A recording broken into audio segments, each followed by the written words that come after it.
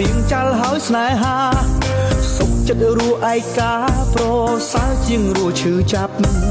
ខួរក្បាលប្រាប់ហើយតែបេះដូងវាមិនស្ដាប់ឈឺចិត្តរੂចិត្តស្លាប់តែចិត្តនៅចង់សាកល្បងពេលឆ្លុះគ្នាគេយកខ្ញុំបាញ់ឈឺគ្នាចំខ្ញុំលីលាឃើញស្អាតលងស្នេហ៍តែម្ដងស្មានថាស្នេហ៍ពិតខ្ញុំក៏ប្រគល់បេះដូងហើយផ្លត់ស្មៀតចូលសងចំស្នេហ៍បោកប្រាស់ចិនដាមិនបានប៉ុន្មានស្រាប់តែគេត្រូវគ្នាវិញដកកងសាគួចេញព្រោះគេលែងត្រូវការយកជំនួសមួយផ្លែត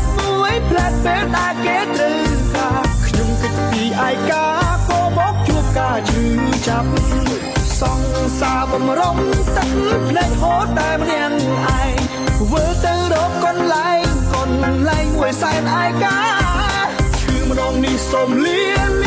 ហើយពាក្យថាស្នេហាលាលែងហ៊ានប្រាថ្នាមកផាមានពឹងសងសាបំរុងហូរតែភ្នែកតែម្នាក់ឯងដូចជាខ្លែងបាច់ខ្សែតែតោលើវាហារូបវាដូចជាស្លាប់បាត់ទៅដូចទូរស័ព្ទមានតែទូអត់ស៊ីមានសេវាដូចជាទីក្នុងទ្រង់គេក្រុងរត់ថ្ងៃទុកខ្វៃមិនឲ្យដើរទៅណាមកណាទឹកភ្នែកអើយជប់ហូរមកទៅអានិតដល់នេត្រាមានណាគេមកជូ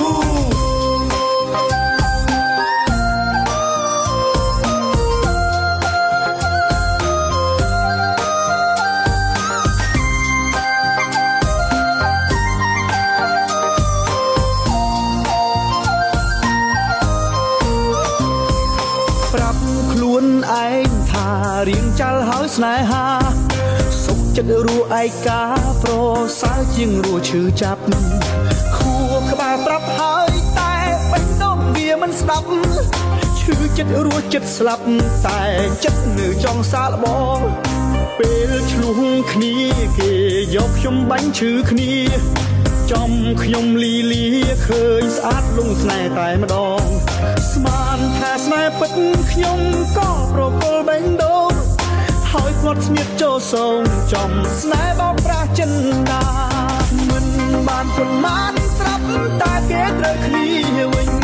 ដកកងសាគួចេញព្រោះគេលែងត្រូវការយកជំនួសមួយផ្លែតពេលដែលគេត្រូវការខ្ញុំគិតពីឯកាក៏មកជួបការឈឺចាប់សង្សារបំរុងទឹកភ្នែកហូរតែម្នាក់ឯងវិលទៅរកកន្លែងមួយសែនឯកាឈឺម្ដងនេះសូមលា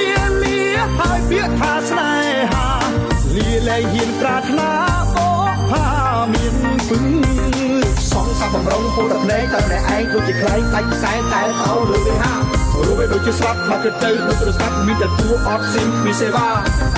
ដូចជាទីក្នុងទ្រង់គេក្រុងរត់ថ្ងៃទុកខ្វៃមិនឲ្យដើរទៅណាមកណាទឹកភ្នែកអើយជប់ហូរមកទៅអានិតដល់នេត្រាមានណាគេមកជូ